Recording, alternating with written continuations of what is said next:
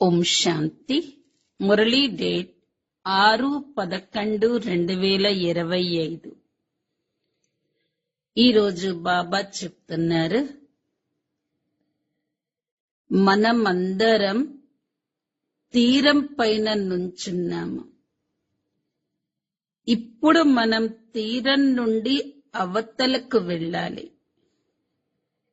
కాబట్టి ఇంటికెళ్లే ఏర్పాట్లు చేసుకోవాలిప్పుడు.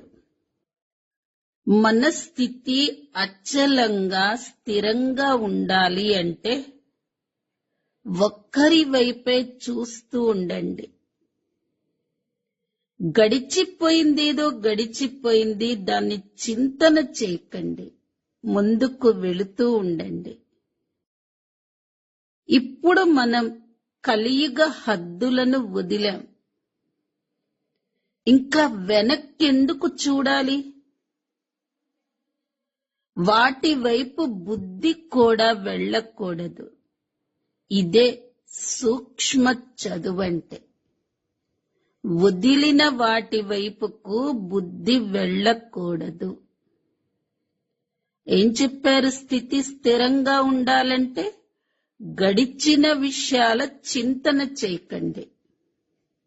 ఏంటి సూక్ష్మ చదువు అంటే? వదిలిన వాటి వైపు మనస్సు అనేది బుద్ధి వెళ్ళకూడదు. వెనకకు తిరిగి చూడకండి. ఏ విషయమైనా కానీ ఆగిపోకండి.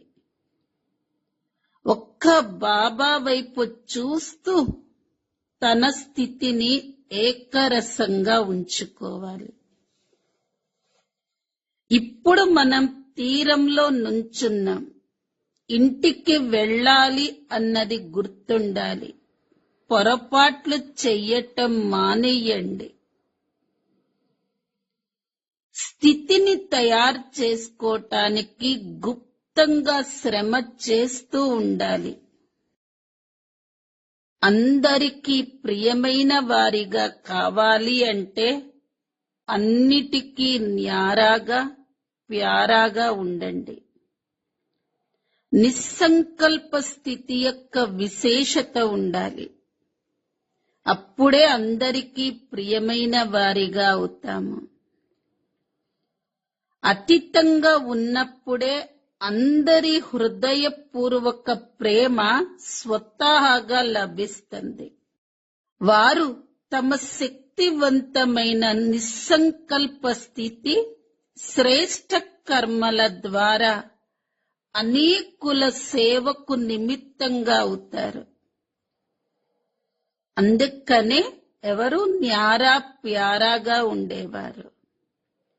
అందుకే వారెప్పుడూ సంతుష్టంగా ఉంటారు. అన్ని ఖజానాలకు తాళం చెవి ఒక్క బాబా అనే శబ్దమే. ఈ తాళం చెవిని జాగ్రత్తగా ఉంచుకోండి. ఈ రోజటి మధుర మహావాక్యాలు.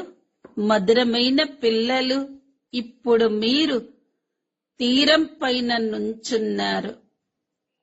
ఇప్పుడిక ఈ తీరం నుండి అవతల తీరానికి వెళ్ళాలి. ఇంటికి వెళ్ళే ఏర్పాట్లు చేసుకోవాలి. ప్రశ్న: ఏ ఒక్క విషయాన్ని గుర్తుంచుకున్నట్లయితే స్థితి అచలంగా స్థిరంగా అయిపోతుంది? జవాబు: గతించిందేదో గతించిపోయింది. ఇక గతించిన దానిని చింతన చెయ్యకూడదు. ముందుకు వెళుతూ ఉండాలి. సదా ఒక్కరి వైపే చూస్తూ ఉన్నట్లయితే స్థితి అచలంగా స్థిరంగా అయిపోతుంది. ఇప్పుడు మీరు కలియుగ హద్దులను వదిలేశారు. మళ్ళీ వెనకకు ఎందుకు చూస్తున్నారు? అందులోకి బుద్ధి కొద్దిగా కూడా వెళ్ళకూడదు. ఇదే సూక్ష్మమైన చదువు. ఓం శాంతి. రోజులు మారుతూ ఉంటాయి, సమయం గడుస్తూ ఉంటుంది. ఒక్కసారి ఆలోచించండి. సత్యుగం నుండి సమయం గడుస్తూ గడుస్తూ ఇప్పుడు వచ్చి ఒక కలియుగపు తీరంలో నుంచున్నారు. ఈ సత్య త్రేత ద్వాపర కలియుగాల చక్రం కూడా మోడల్ వంటిదే. సృష్టి చాలా పెద్దగా ఉంటుంది. దాని మోడల్ రూపాన్ని పిల్లలు తెలుసుకున్నారు. ఇప్పుడిక కలియుగం పూర్తవుతుందని ఇంతకు ముందు తెలియదు. అది ఇప్పుడు తెలిసింది. కావున పిల్లలు కూడా బుద్ధి ద్వారా సత్యుగం నుండి చక్రాన్ని తిప్పుతూ కలియుగ అంతిమంలో తీరం పైకి వచ్చి నుంచోవాలి. మెల్లమెల్లగా తిరుగుతూ ఉంటుంది. డ్రామా అలా తిరుగుతూ ఉంటుంది అని పిల్లలు అర్థం చేసుకోవాలి. ఇక మిగిలిన లెక్క ఎంత ఉండి ఉంటుంది? ఏదో కాస్త మిగిలి ఉంటుంది. ఇంతకు ముందు అది తెలియదు. ఇప్పుడు బాబా అర్థం చేయించారు. ఇంకా ఏదో అంశం మాత్రమే ఉంది. ఈ ప్రపంచం నుండి ఆ ప్రపంచంలోకి వెళ్లేందుకు ఇప్పుడు కొద్ది సమయం మాత్రమే ఉంది. ఈ జ్ఞానం కూడా ఇప్పుడే లభించింది. మన సత్యుగం నుండి చక్రంలో తిరుగుతూ తిరుగుతూ ఇప్పుడు కలియుగ అంతమానికి వచ్చి చేరుకున్నాము. ఇప్పుడు మళ్ళీ తిరిగి వెళ్ళాలి. ప్రవేశ ద్వారము, బయటకు వెళ్లే ద్వారం వేరువేరుగా ఉంటాయి కదా. ఇది కూడా అటువంటిదే. ఇంకా కొంత మాత్రమే ఉందని పిల్లలు వివరించాలి. ఇది పురుషోత్తమ సంగమ యుగం కదా. ఇప్పుడు మనం తీరంపై ఉన్నాము. చాలా కొద్ది సమయం మాత్రమే ఉంది. ఇప్పుడు ఈ పాత ప్రపంచం నుండి మమకారం తొలగించాలి. ఇప్పుడిక కొత్త ప్రపంచంలోకి వెళ్ళాలి. చాలా సహజమైన వివరణ లభిస్తుంది. దీనిని బుద్ధిలో ఉంచుకోవాలి. చక్రం బుద్ధిలో తిరగాలి. ఇప్పుడు మీరు కలియుగంలో లేరు. మీరు ఈ తీరాన్ని వదిలేశారు. మరి అటువైపు వారిని ఎందుకు స్మృతి చెయ్యాలి? పాత ప్రపంచాన్ని వదిలేసినప్పుడు వారినెందుకు స్మృతి చెయ్యాలి? ఇప్పుడు పురుషోత్తమ సంగమ యుగంలో ఉన్నారు. మరి వెనకకు ఎందుకు తిరిగి చూడాలి? బుద్ధి యోగాన్ని వికారీ ప్రపంచంతో ఎందుకు జోడించాలి? ఇవి చాలా సూక్ష్మమైన విషయాలు. కొందరైతే రూపాయిలో ఒక్క అణా మాత్రం కూడా అర్థం చేసుకోరని, వినగానే మళ్ళీ మర్చిపోతారు అని బాబాకు తెలుసు. మీరు వెనకకు తిరిగి చూడకూడదు. బుద్ధిని ఉపయోగించాలి కదా. మనం తీరాన్ని దాటేస్తున్నాము. మరి వెనకకు తిరిగి ఎందుకు చూడాలి? గతించిందేదో గతించిపోయింది. బాబా ఎంత సూక్ష్మమైన విషయాలను వివరిస్తారు. అయినా కానీ పిల్లలు గతించిన విషయాలనే పట్టుకొని ఎందుకు వ్రేలాడుతూ ఉంటారు? కలియుగం వైపు వ్రేలాడుతున్నారు.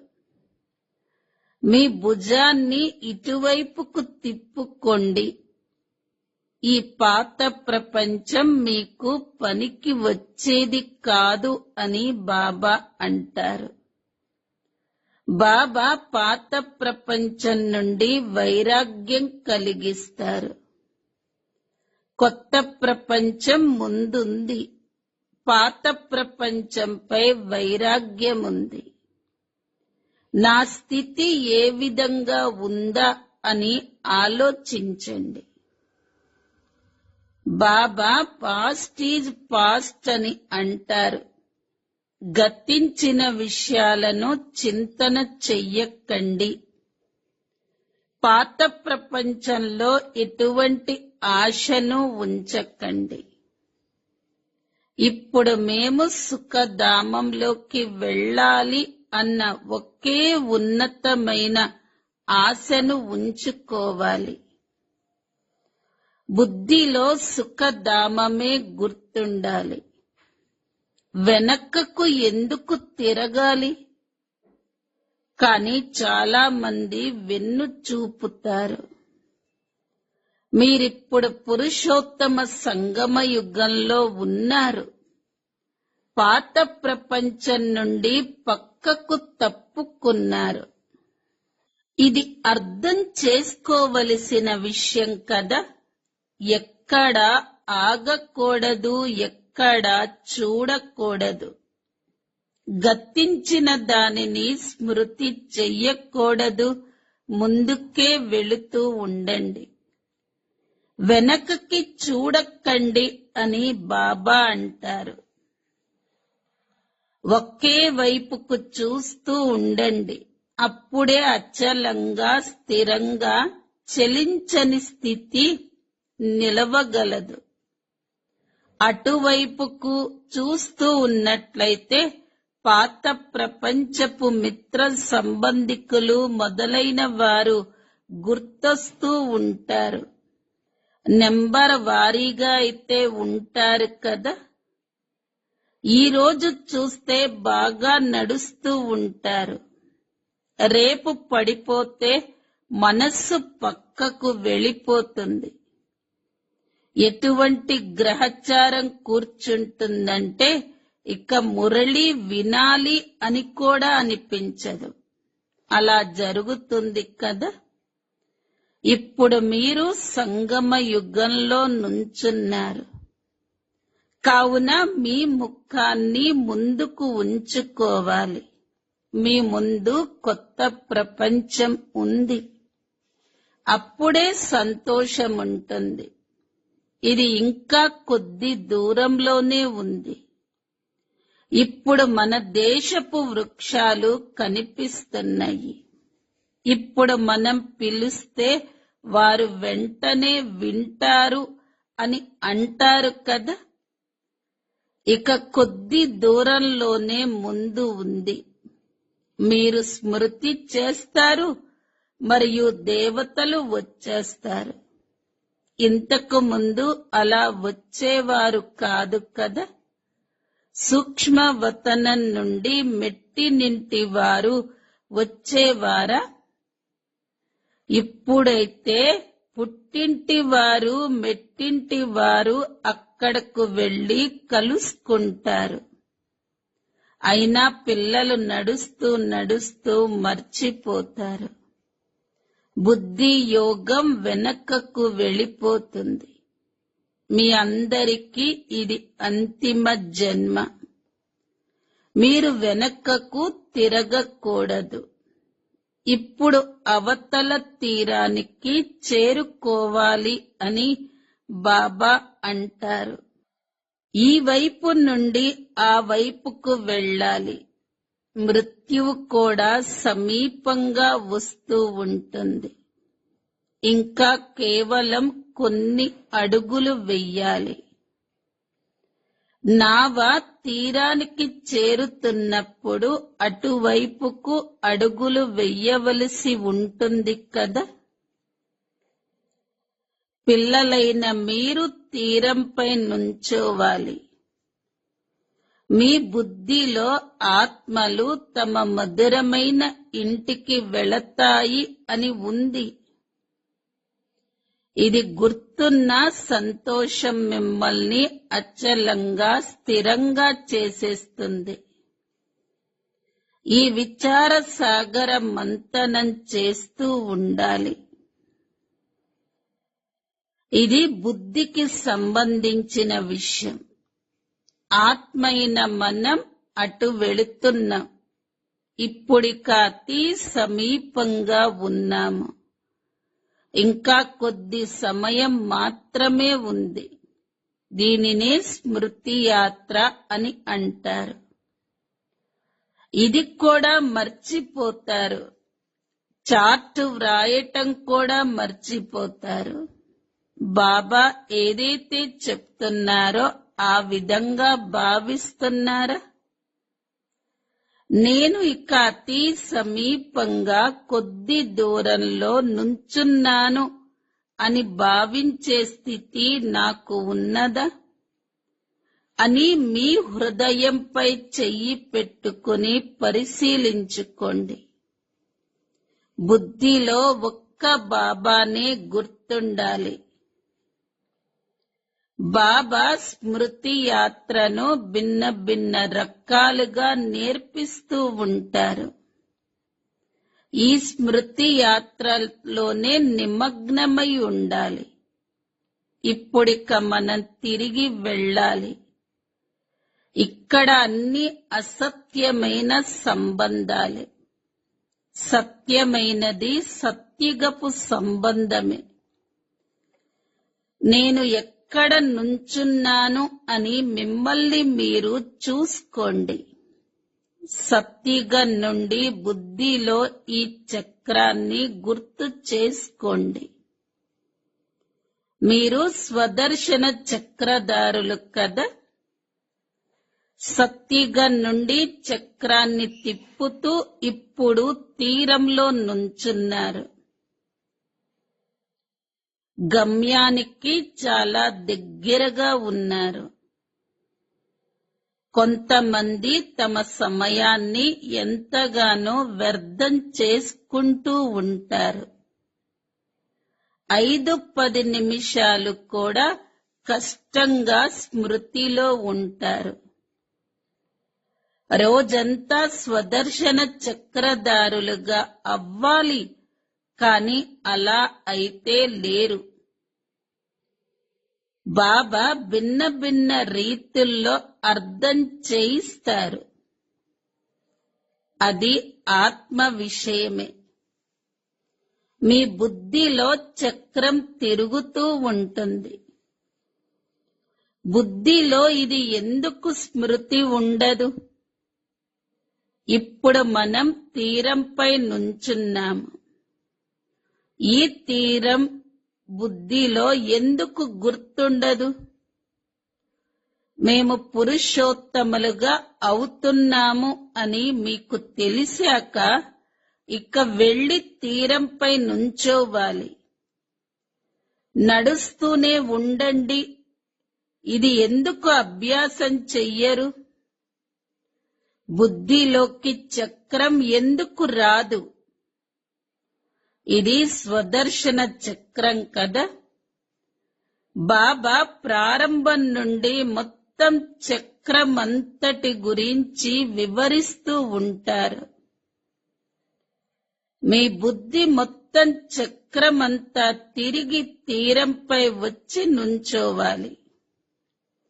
బయట వాతావరణం, జంజాటం ఏది ఉండకూడదు. దినప్రతిదినం పిల్లలైన మీరు సైలెన్సులోకి వెళ్ళాలి. సమయాన్ని వ్యర్థం చెయ్యకూడదు. పాత ప్రపంచాన్ని వదిలి కొత్త సంబంధంతో మీ బుద్ధి యోగాన్ని జోడించాలి. యోగం జోడించకపోతే పాపాలు ఎలా అంతమవుతాయి? ఇప్పుడు ఈ ప్రపంచమే అంతమవనున్నదని మీకు తెలుసు. దీని మోడల్ ఎంత చిన్నగా ఉంది. ఇది 5000 సంవత్సరాల ప్రపంచం. అజ్మీర్లో స్వర్గం యొక్క మోడలుంది. కాని ఎవరికైనా స్వర్గం గుర్తొస్తుందా? స్వర్గం అంటే ఏమిటో వారికేం తెలుసు? 40,000 సంవత్సరాల తర్వాత స్వర్గం వస్తుంది అని వారు భావిస్తారు. ఈ ప్రపంచంలో పనులు చేసుకుంటూ బుద్ధిలో ఇక ఈ ప్రపంచం అంతమైపోనున్నది అని గుర్తుండాలి అని బాబా పిల్లలైన మీకు గుర్తు చేయిస్తారు. ఇప్పుడిక మనం వెళ్ళాలి. మనం చివరిలో నుంచున్నాం. అడుగడుగు మెల్లమెల్లగా పేనువలే నడుస్తూ ఉంటుంది. లక్ష్యం ఎంత ఉన్నతమైనది! బాబాకి గమ్యం గురించి తెలుసు కదా. బాబాతో పాటు దాదా కూడా కలిసి ఉన్నారు. వారు అర్థం చేయించగలిగినప్పుడు మరి ఇతడు ఎందుకు అర్థం చేయించలేడు? ఇతను కూడా వినిపిస్తారు కదా. ఇలా ఇతను విచార సాగర మంథనం చెయ్యరా? బాబా మీకు విచార సాగర మంథనం చేసే పాయింట్లను వినిపిస్తూ ఉంటారు. బాబా చాలా చివరిలో ఉన్నారు అని కాదు, ఇతడైతే ఆనుకునే ఉన్నాడు. మరి చివరిలో ఎలా ఉంటారు? ఈ గుహ్యాతి గుహ్యమైన విషయాలన్నీ ధారణ చెయ్యాలి. పొరపాట్లు వదిలేయండి.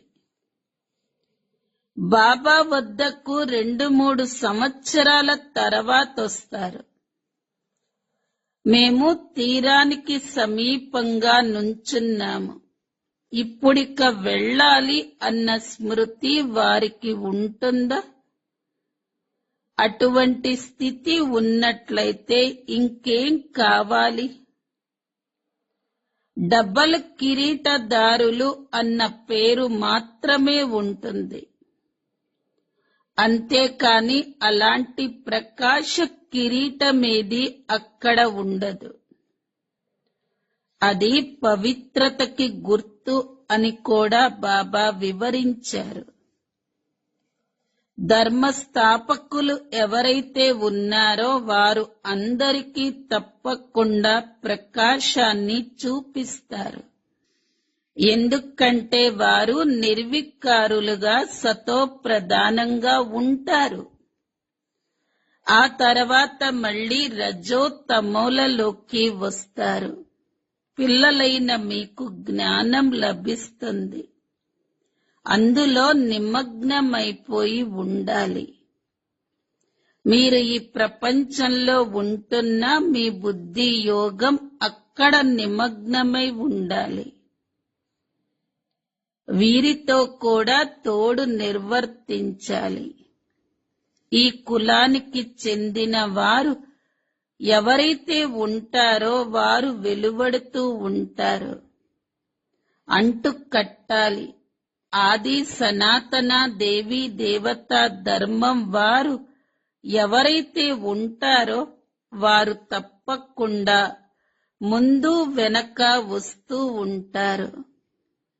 చివరిలో వచ్చేవారు ముందు వచ్చిన వారి కన్నా కూడా ముందుకు వెళతారు. ఇది చివరి వరకు జరుగుతూ ఉంటుంది. వారు పాత వారి కన్నా కూడా చురుకుగా అడుగులు వేస్తారు. మొత్తం పరీక్ష అంతా స్మృతి యాత్రకు సంబంధించిందే. ఆలస్యంగా వచ్చిన స్మృతి యాత్రలో నిమగ్నమైపోవాలి. మిగిలిన వ్యాపార వ్యవహారాలన్నింటినీ వదిలి ఈ యాత్రలో కూర్చోవాలి. భోజనమైతే చెయ్యవలసిందే. స్మృతిలో బాగా ఉన్నట్లయితే ఈ సంతోషం వంటి మందు ఇంకా ఏదీ లేదు. ఇప్పుడు మేము వెళుతున్నాము, 21 జన్మల రాజభాగ్యం లభిస్తుంది అన్నదే బుద్ధిలో ఉంటుంది. లాటరీ లభించిన వారికి సంతోషపు పాదరసం పైకెక్కిపోతుంది కదా. మీరు ఎంతగానో కష్టపడాలి. దీనిని అంతిమ అమూల్య జీవితము అని అంటారు. స్మృతి యాత్రలో ఎంతో ఆనందం ఉంది. హనుమంతుడు కూడా పురుషార్థం చేస్తూ చేస్తూ స్థిరంగా అయ్యాడు కదా.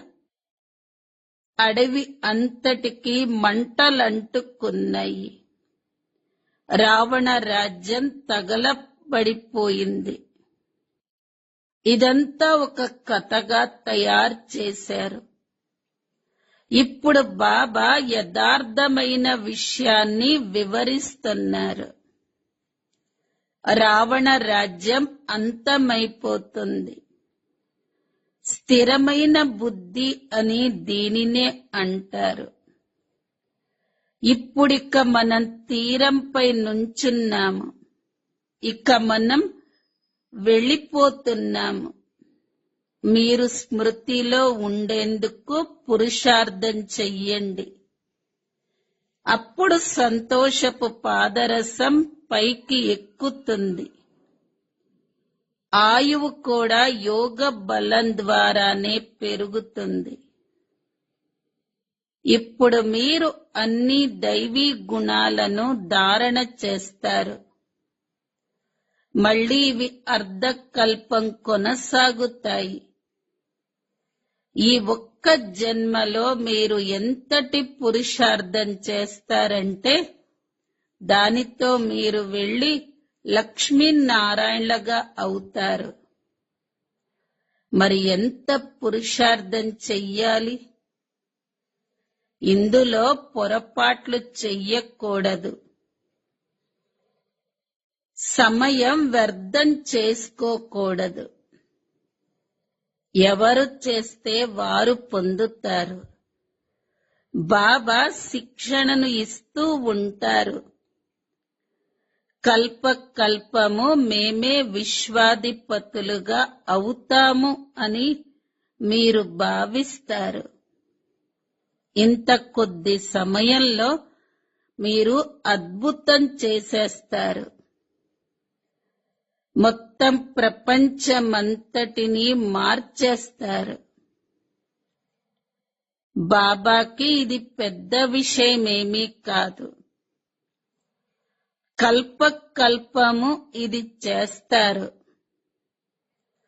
నడుస్తూ, తిరుగుతూ, తింటూ, తాగుతూ మీ బుద్ధి యోగాన్ని బాబాతో జోడించండి అని బాబా వివరిస్తారు.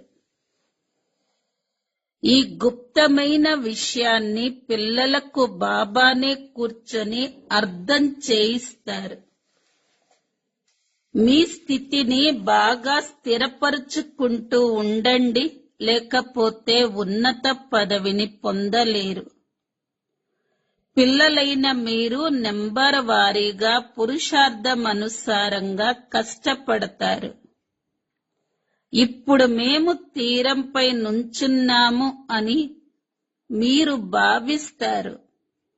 మరి మనం వెనకకు ఎందుకు తిరిగి చూడాలి? ముందుకు అడుగులు వేస్తూ ఉంటారు. ఇందులో ఎంతో అంతర్ముఖత కావాలి. కావున తాబేలు ఉదాహరణ కూడా ఉంది. ఈ ఉదాహరణలు మొదలైనవన్నీ మీకోసమే ఉన్నాయి. సన్యాసులు హఠయోగులు. వారు రాజయోగాన్ని నేర్పించలేరు. ఇవి వారు వింటే వీరు మనల్ని అవమానపరుస్తున్నారు అని భావిస్తారు. కావున ఇది కూడా యుక్తిగా వ్రాయాలి. బాబా తప్ప రాజయోగాన్ని ఇంకెవరూ నేర్పించలేరు. వారు అన్యదా భావించకుండా ఇండైరెక్ట్ గా ఇవి చెప్పటం జరుగుతాయి. కర్ర విరగకూడదు, పాము చావాలి, కనుక యుక్తిగా నడుచుకోవలసి ఉంటుంది కదా. కుటుంబ పరివారమందరితోనూ ప్రీతిని కూడా ఉంచండి, కానీ బుద్ధి యోగం బాబాతో జోడించాలి. ఇప్పుడు మేము ఒక్కరి మతంపై ఉన్నాము అన్నది మీకు తెలుసు. ఇది దేవతలుగా అయ్యే మతం. దీనినే అద్వైత మతము అని అంటారు. పిల్లలు దేవతలుగా అవ్వాలి. మీరు ఎన్నిసార్లు అలా అయ్యారు? అనేక సార్లు. ఇప్పుడు మీరు సంగమ యుగంపై నుంచున్నారు. ఇది అంతిమ జన్మ.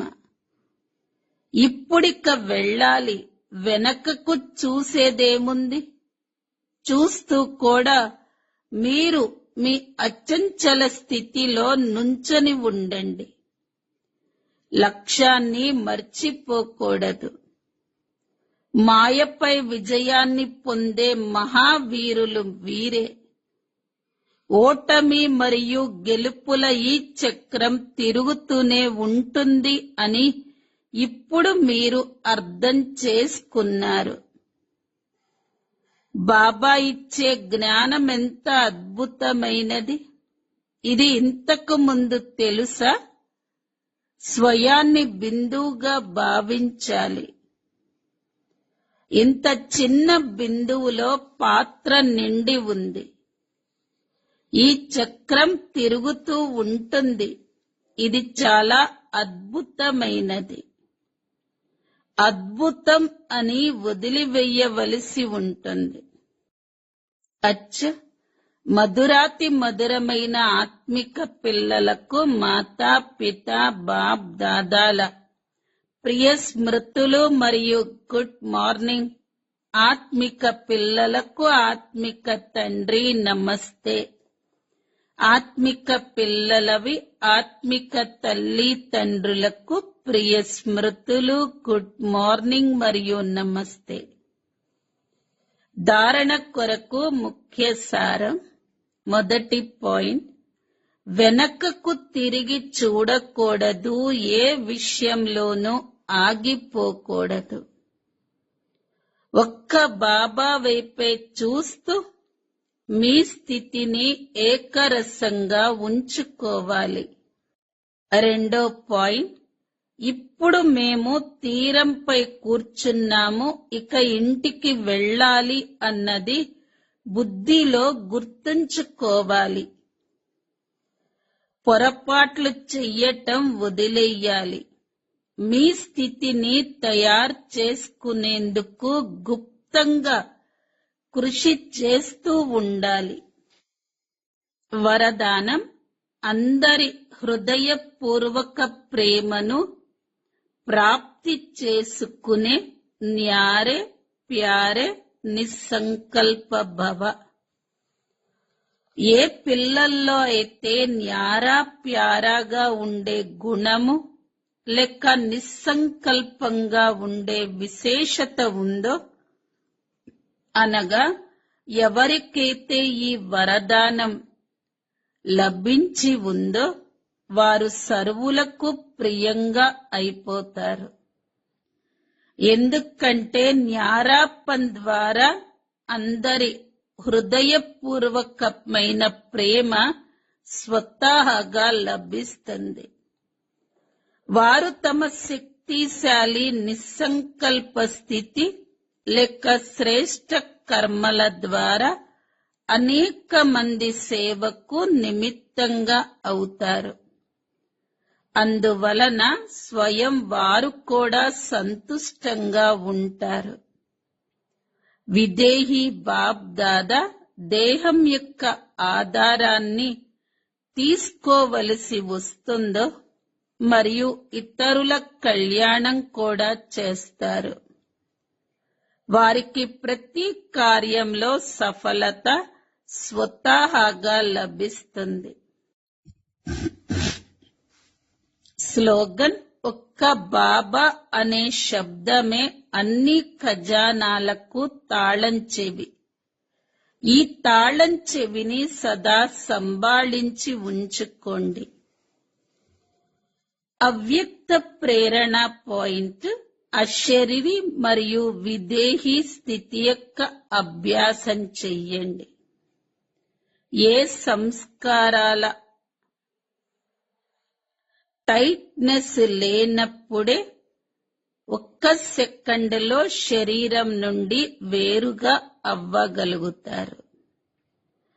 ఎలాగైతే ఏ వస్తువైనా అతికించబడి ఉంటే దానిని విప్పటానికి కష్టమవుతుందో, తేలికగా ఉంటే సులభంగా, లూజుగా ఉంటే సులభంగా వేరుగా విడిపోతాయో, అలా మీ సంస్కారాలలో కొంచెం కూడా సరళత్వం లేకపోతే అశరీరీ స్థితిని అనుభవం చెయ్యలేరు.